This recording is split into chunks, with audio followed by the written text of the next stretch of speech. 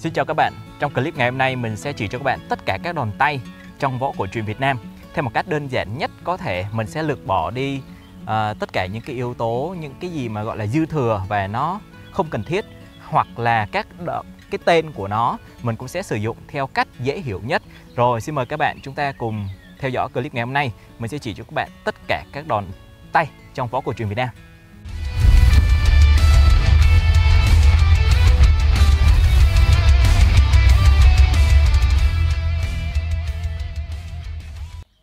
Chúng ta sẽ bắt đầu vào bài luôn nhé các bạn.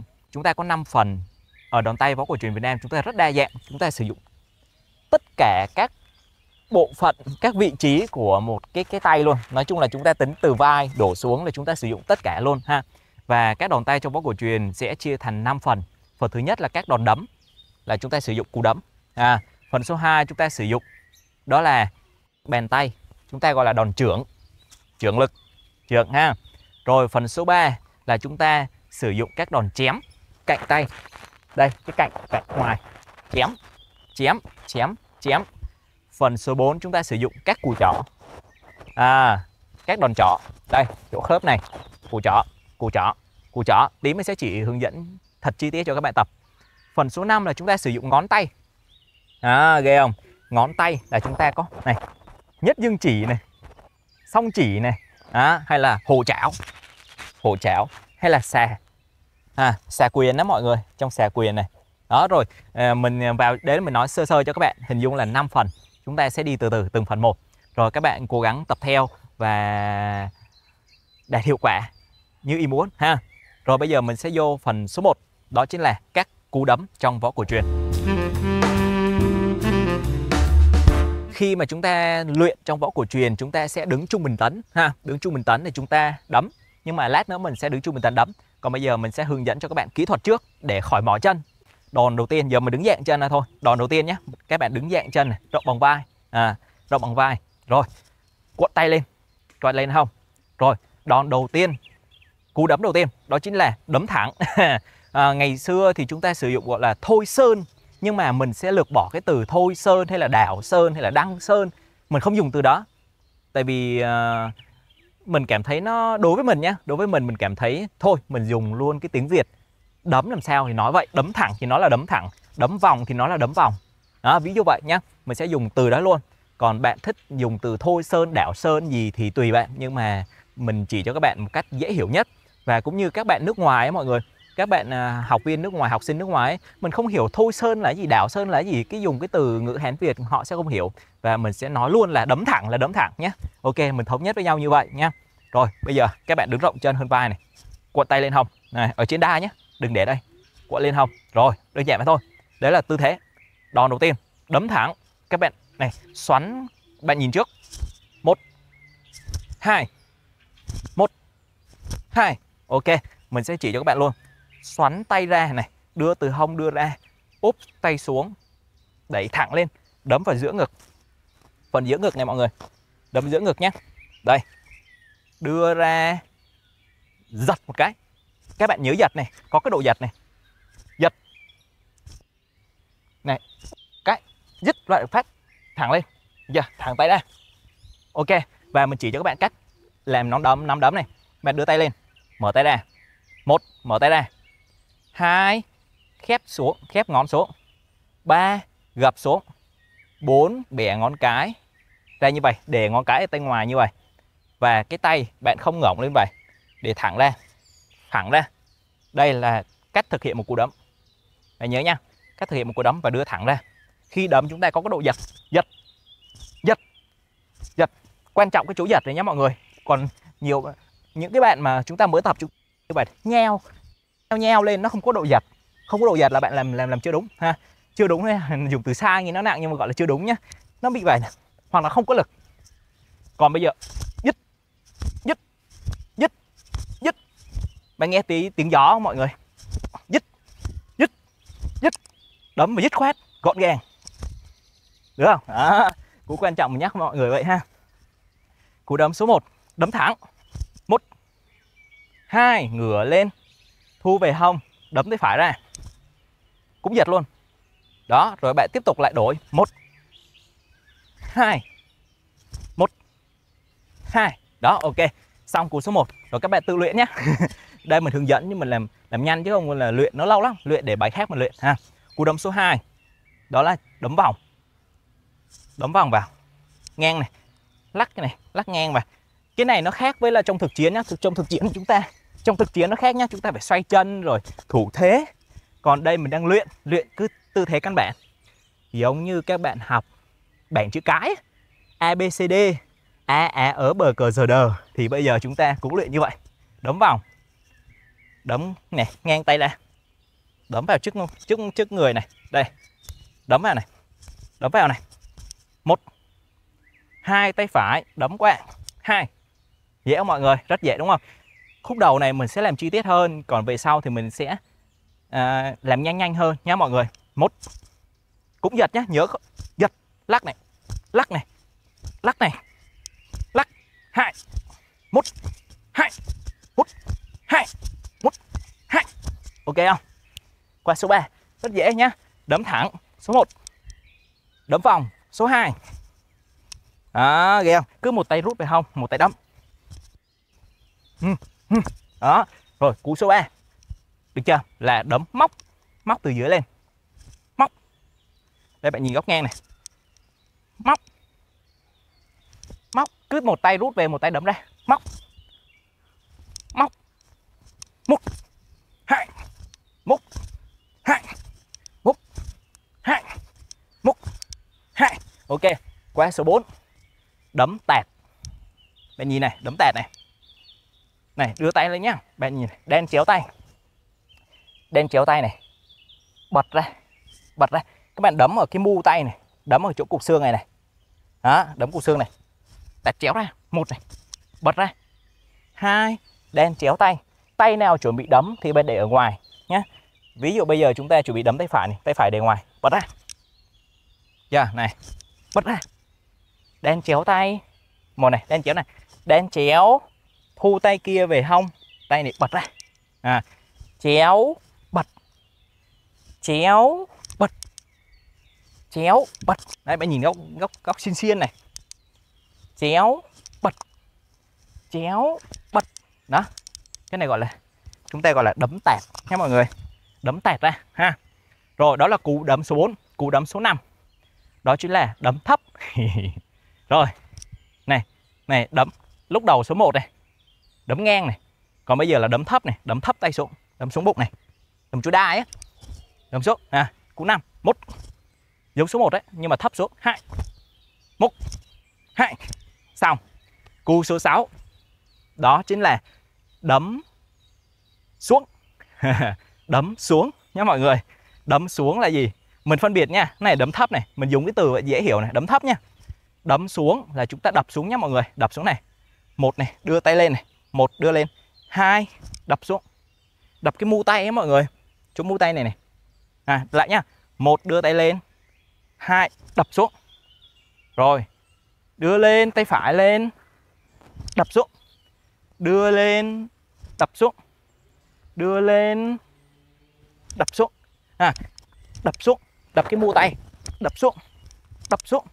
Đập xuống. Mình dùng gọi là đấm xuống. Cho dễ hiểu nhé mọi người. Cái này ngày xưa, cái này gọi là Thôi Sơn này, Đảo Sơn này, Đăng Sơn này, Bạt Sơn này, Hạ Sơn này, Giáng Sơn này.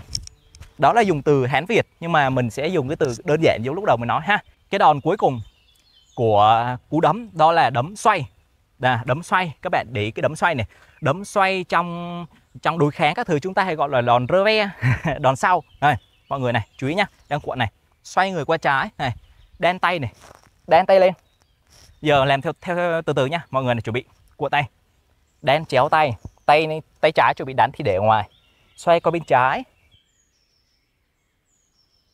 Cái này gọi là đấm xoay nha mọi người, đấm xoay. Đan tay lên, xoay ngược. Và bên phải thì ngược lại nhé mọi người. Này. Đan tay lên, xoay. Đó mọi người. Đan. Đòn rơ ve. Quất. Sau này trong đối kháng mọi người. Quất, xoay người. Xoay. Quất. Quất ngược. Quất ngược. Cái đòn này bất ngờ mọi người. trúng phát là vỡ mồm. Húp cháo luôn.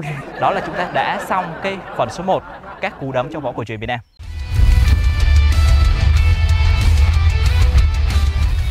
Chúng ta sẽ đến với phần số 2 trong các đòn tay của võ cổ truyền. Đó chính là các đòn chưởng. Rồi mình sẽ vô luôn này. Rồi những cái căn bản mình nhắc rồi nha. Mọi người cố gắng nhớ, ví dụ như là khi ra đòn chúng ta phải dứt điểm, giữ đòn, giật lại, không có lao người theo, không lao người theo mà là giữ lại. Nó có cái độ giật đấy mọi người, giật để nó giống như là nó đẩy gió đấy. Rồi, qua phần số 2 mình sẽ chỉ cho các bạn các đòn chưởng. Đòn thứ nhất đó là trường thắng. Quên, mình chỉ cho các bạn cái đòn chưởng này. Cái tay này, cái tay bạn nhớ này, mở ra này, mở tay bình thường này, khép 4 ngón lại, rồi co ngón tay cái lại như thế này. Rồi bạn để vuông góc cái cổ tay như thế này để chưởng ra. Và khi chưởng, điểm tiếp xúc đó là lòng bàn tay nhá mọi người. Lòng bàn tay chưởng ra, đẩy ra. Mấy ông coi phim chưởng mấy ông thấy chưởng nó bay cái khí, bay cái gì đó. Còn chúng ta chưởng nó hay bay nước ra. Bay nước miếng. Được chưa? Rồi chưởng này, được chưa? Chưởng thẳng ra. Đó, để vuông góc và lực ở điểm tiếp xúc là lòng bàn tay. Rồi, mình sẽ chỉ cho các bạn này. Đòn số 1 chưởng thẳng. 1 2. Được chưa? Rồi, 1 2. Xong, đòn số 1. Đòn số 2. Mình đánh mạnh đấy, cái mic nó hơi kêu đúng không mọi người? Nó lắc vào cái cúc xong nó kêu. Rồi, số 1 là chưởng thẳng. Số 2 chưởng vòng. Chưởng vào này. Này, đưa từ ngoài, chưởng vào. Đưa từ ngoài, chưởng vào. Chưởng vòng. Xong, số 3 chưởng lên. Chưởng lên, này chưởng chéo lên.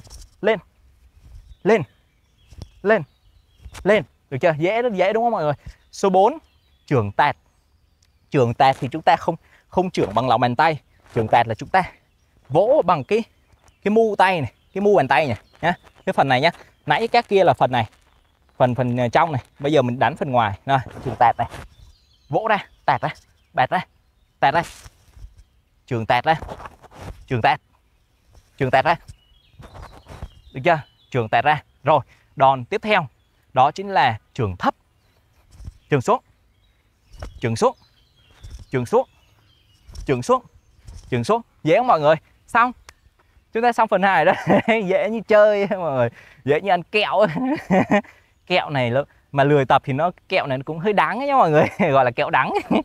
Còn siêng tập thì nó gọi là kẹo ngọt sô cô la. Rồi, đó là xong phần 2. Phần số 3 chúng ta sẽ qua đó là các cú chém. Sử dụng cạnh bàn tay. Phần số 3 này mình sẽ chỉ cái tay các bạn. Gọi là tay cương đao. Tay này tay cương đao, tay hình cái dao đó mọi người. Rồi, bây giờ mình sẽ sử dụng cạnh bàn tay ở cạnh ngoài. Nó có cạnh ngoài và có cạnh trong nhé mọi người. Cạnh trong này, đây là cạnh trong. Đây là cạnh ngoài. Cạnh ngoài là bên ngoài này, ra ngoài này, vào trong này, được chưa? Nhá. Rồi, 4 ngón tay siết chặt lại.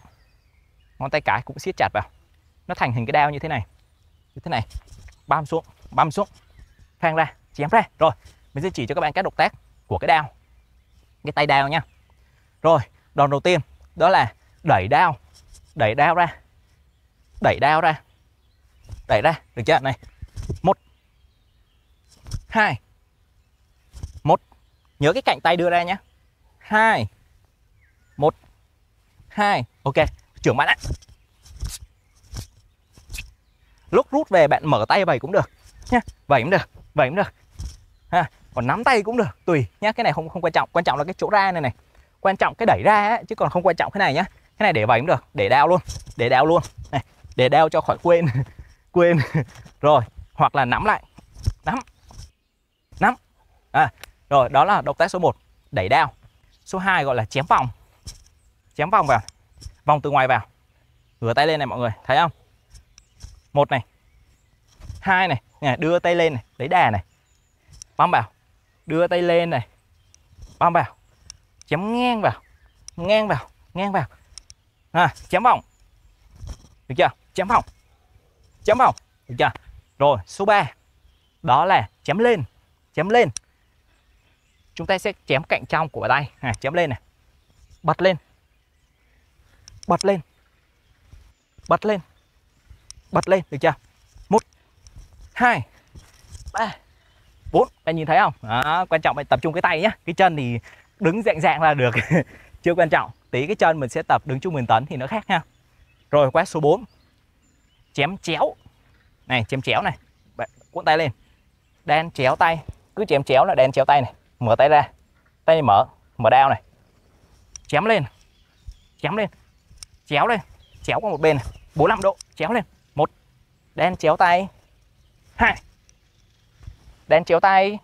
1 2 1 2. Đó, bạn nhìn được không? Chéo lên. Chéo lên. Cạnh tay nhá. Chém lên. Đó. Đó là tiếp theo. Sắp xong đao rồi. Dễ lắm mọi người. Cái cuối cùng. Chưa. cái tiếp theo đó chính là chém xuống. Rồi, chém xuống này. Đưa lên. Chém chéo xuống. Này, đưa lên. Chém xuống. Chém chéo từ trên xuống, cắt chéo này mọi người. Cắt chéo xuống nha. Rồi, 1 2 1 2 1 2. Được không mọi người? Đó, nhớ chém chéo xuống. Đó là chém xuống, dùng từ cho dễ hiểu mấy không? Tiếp theo, xoay người này. Xoay người ra sau. Đang đứng nha, đang đứng này, đang đứng như vậy nha. Đang đứng này. Xoay người.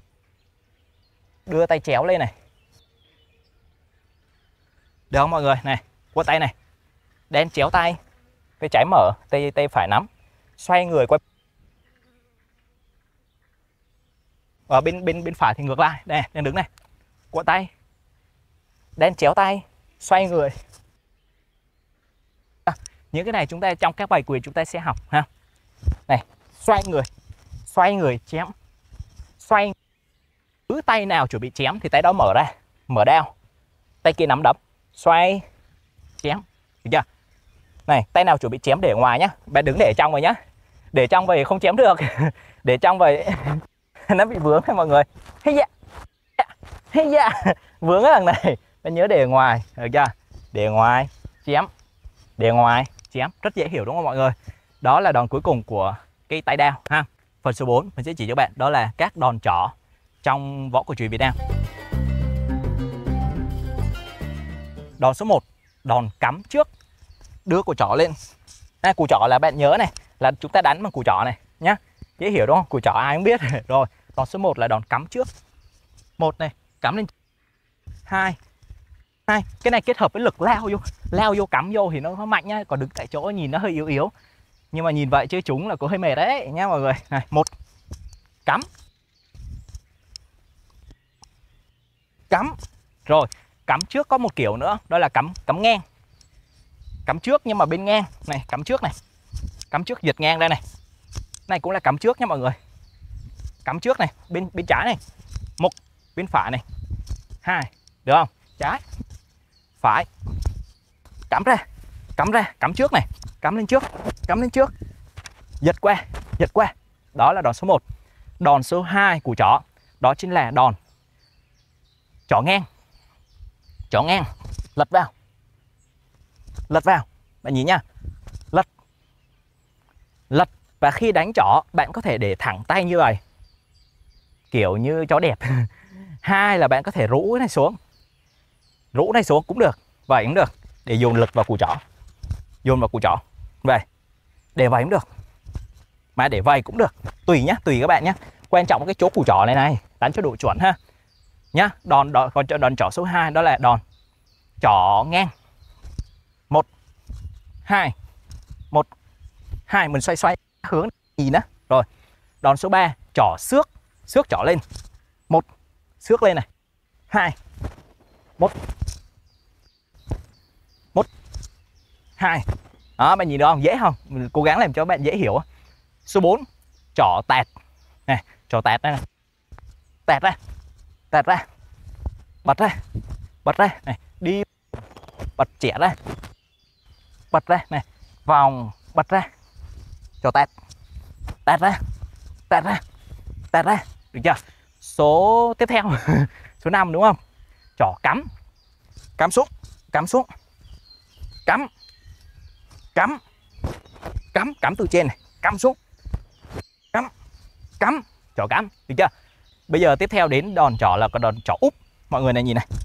Úp. úp cái tay xuống này, úp xuống, trỏ úp. Nhớ cái từ này là mình dùng theo ngôn ngữ mình chế ra đó mọi người nhá, mình chế ra chứ thực ra cái từ là người ta có thể sử dụng từ khác nha mọi người, mình dùng để cho dễ hiểu. Trỏ úp cái tay xuống rồi, trỏ úp. Rồi tiếp theo là đòn trỏ sau. Trỏ sau này mọi người, trỏ sau này nhá, xoay ra sau, được chưa? Bên quất, trỏ sau mọi người, sau nhá, xoay người này, xoay tay bên phải, xoay là trên cao này mọi người, quất về ha, trỏ sau nhá mọi người. Một cú đó là trỏ thúc của trỏ lên này, thúc lên này, thúc ra phía sau. Mấy cái động tác này trong bài quyền chúng ta hay gặp ấy mọi người. Thúc này trong bài 36 động tác có đấy, mấy ông nào học 36 động tác hay là 27, 36, 45 đó, mấy căn bản nó hay có đấy. Thúc lên này nhá, thúc, trỏ thúc này, đứa nào ôm sau, thúc lên đó. Rồi mình sẽ chỉ cho các bạn một kỹ thuật trỏ nữa, đó chính là cú trỏ lật. Cú trỏ lật sau nhé mọi người. Bạn chú ý này, xoay người ra sau này, chúng ta đầu tiên nhá, cuộn tay này, xoay người ra sau, đưa củ trỏ lên, gọi là lật sau nhé mọi người. Cắm xuống này, đưa lên, cắm xuống mà xoay ra sau, cắm xuống. Bên phải thì ngược lại này, xoay ra sau, gọi là cú trỏ lật sau, cắm xuống này, păm cắm xuống ha, gọi là trỏ lật sau. Bạn nhớ nhá, bạn ôn lại những bên này, trỏ trước này, được chưa? Trỏ ngang này, trỏ xước này, trỏ lên này, trỏ xước á, trỏ lên á. Rồi trỏ tẹt, trỏ cắm, trỏ úp, được chưa? Trỏ sau, trỏ lật sau, rồi trỏ thúc này, thúc ra phía sau đó, được chưa? Đó là các cú trỏ trong võ cổ truyền Việt Nam.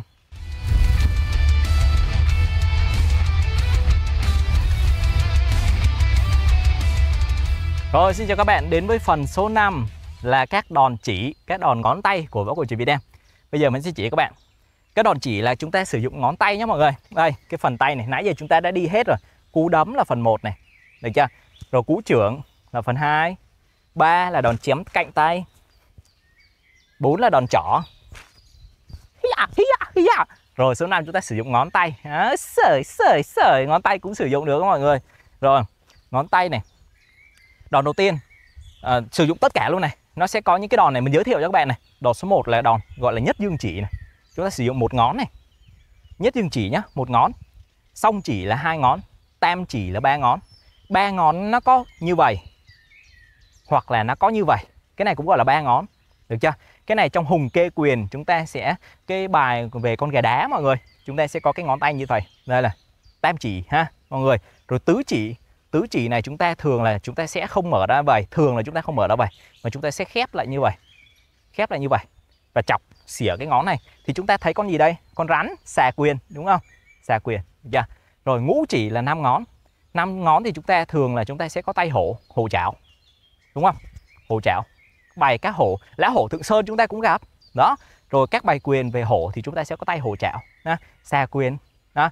Rồi đó là mình giới thiệu cho các bạn 5 ngón tay đều có ý nghĩa của nó, nhất dương chỉ cũng vậy. Chúng ta sử dụng một ngón. Và cái ngón này sử dụng trong gọi là đường lang quyền. Ngón trỏ hoặc là ngón giữa. Chúng ta sẽ như thế này. Cái này mà để như vậy nhìn nó hơi đẻo, nhìn nó hơi thách thức đó mọi người. Nhưng mà đây này, hoặc là như vậy. Chúng ta sẽ sử dụng trong gọi là con bọ ngựa, bài quyền bọ ngựa, gọi là đường lang quyền. Chúng ta sử dụng cái ngón tay như thế này. Đó, nó đều. Rồi song chỉ đó, song chỉ trong võ thuật, những cái đòn chỉ này thì chúng ta sẽ đánh điểm nhỏ, đánh vào huyệt chẳng hạn, huyệt đạo. Trong phim các mấy ông thấy hay điểm huyệt đấy, điểm huyệt đó. Và trên cơ thể con người chúng ta có rất nhiều huyệt đạo. Và sẽ hy vọng có clip nào mình sẽ nói cho các bạn hiểu về tất cả các huyệt đạo trên cơ thể. Nhiều huyệt lắm, nguyên một cái tai này nhiều huyệt rồi, cái mặt này nhiều huyệt lắm ha. Nhưng mà cái đấy mình nói sau nhé. Nhưng mà các ngón tay ngón để chúng ta sẽ đánh vào các huyệt ha. Bây giờ sẽ hướng dẫn cho các bạn tập luôn nhé, tập những cái đòn căn bản. Nó nhiều lắm. Các đòn tay về con thú á, trong võ cổ truyền thì sẽ có một vài cái hình ảnh con thú căn bản, nhưng theo truyền thống của võ Việt Nam thì hoặc là theo võ Thiếu Lâm của Trung Quốc, hoặc là theo những cái môn gọi là nói chung là những cái môn võ truyền thống, thì chúng ta về đòn tay có rất nhiều đa dạng. Mình sẽ làm cho các bạn trong clip khác nhé. Clip này mình chỉ làm đơn giản thôi chứ nó dài ấy. Từ đầu đến giờ có nhiều phần á, mình chỉ làm sơ sơ. Còn các ngón tay mình sẽ dành riêng một clip khác, mình sẽ chỉ cho các bạn tất cả các thế ngón tay.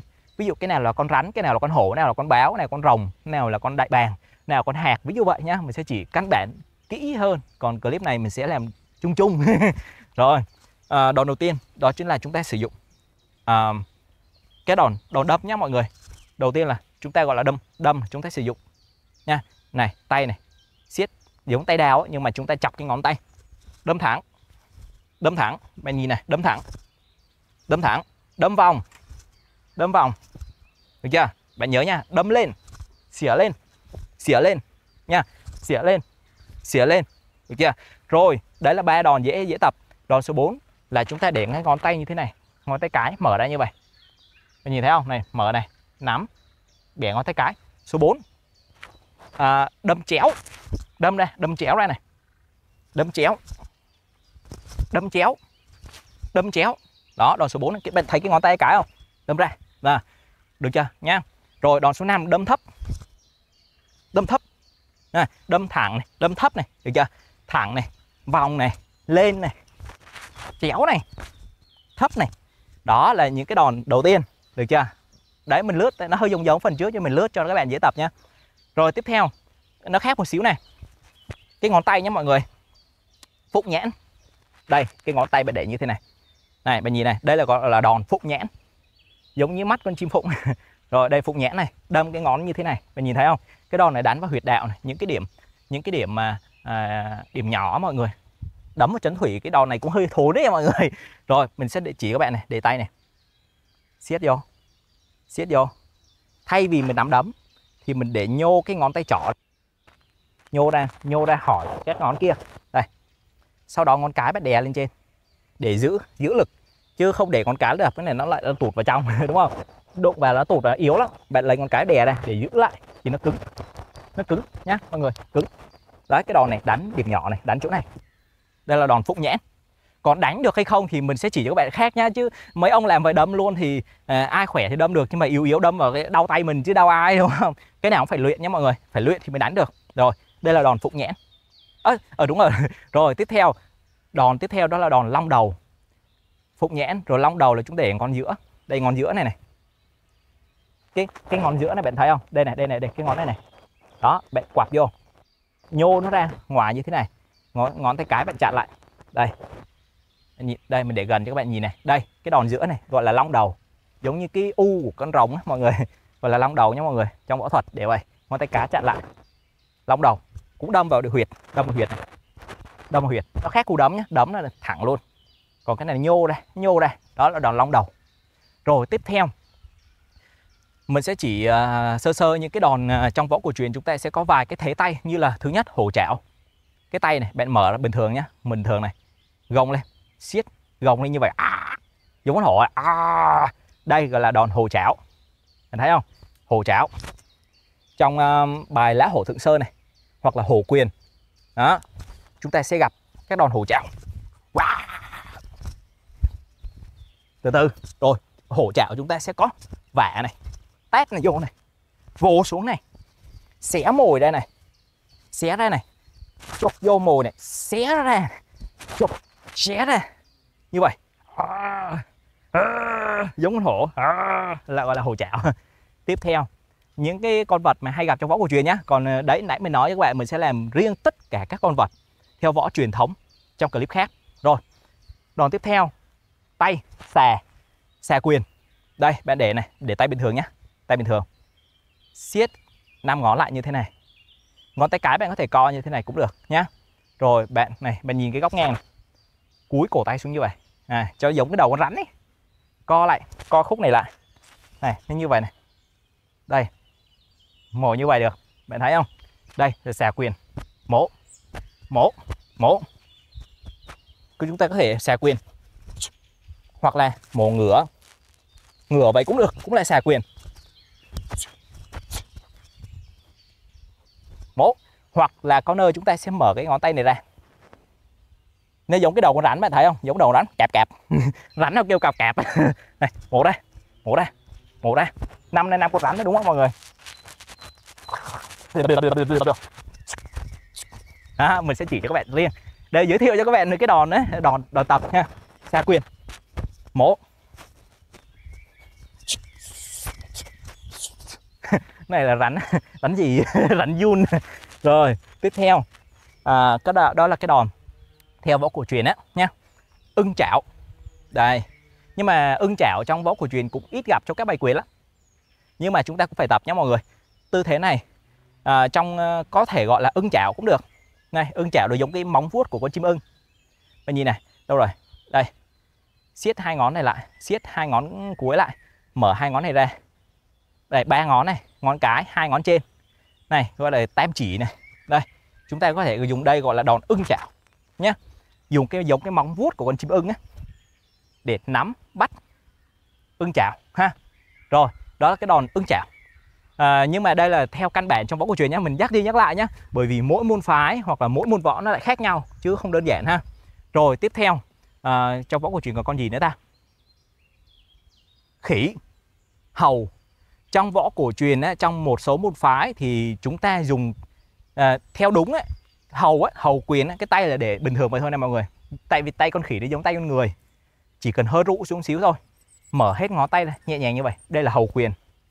Để chúng ta, con khỉ nó hay nắm bắt đấy mọi người, nó như vậy này, nó hay nắm bắt nhẹ nhàng, chụp nắm, cầm nắm gọi là hầu quyền. Còn có môn phái thì chúng ta sẽ để tay như thế này, hầu quyền, còn gọi là hầu thủ, hầu quyền, tay để như vậy nhá, tay để như vậy. Nhưng cái tay này thì thực ra theo đúng mình thấy đó là chính là hạt quyền đúng hơn. Hạt quyền, cái tay sẽ như thế này, giống như cánh con chim hạt ha. Đó là mình sơ sơ giới thiệu cho các bạn hầu quyền rồi đúng không? Xem còn có gì nữa ta? Cẩu quyền nó gì? Cẩu quyền là con chó. chắc chưa cắn nhau là cẩu quyền. Rồi, ok, sơ sơ võ cổ truyền là mình xem, mình loát lại xem coi còn con gì không nha. Hay gặp ấy, xà này, con rắn này, hổ này. Những cái bài căn bản hay có như vậy ha. Còn long hình quyền, hay là hổ hạc song hình quyền, hay là các cái con gì báo quyền chẳng hạn, những cái con khác thì mình sẽ chỉ cho các bạn trong clip khác ha. Rồi xong clip ngày hôm nay. Clip này cũng đơn giản như thế. Rồi phần đầu mình nhắc lại cho các bạn nhé, chúng ta có 5 phần các đòn tay trong võ cổ truyền. Phần 1 là các đòn đấm, phần 2 các đòn chưởng tay, 3 là các đòn chém tay, số 4 là các đòn trỏ và số 5 là các đòn chỉ ngón tay nhé. Rồi chúc các bạn tập luyện thật vui. Nếu có gì thắc mắc các bạn bình luận phía dưới, mình sẽ sớm giải đáp cho các bạn ha. Và bạn nếu thấy hay hãy đăng ký kênh, bấm nút like, chia sẻ giúp mình. Rồi cảm ơn tất cả mọi người. Hẹn gặp các bạn trong những clip tiếp theo.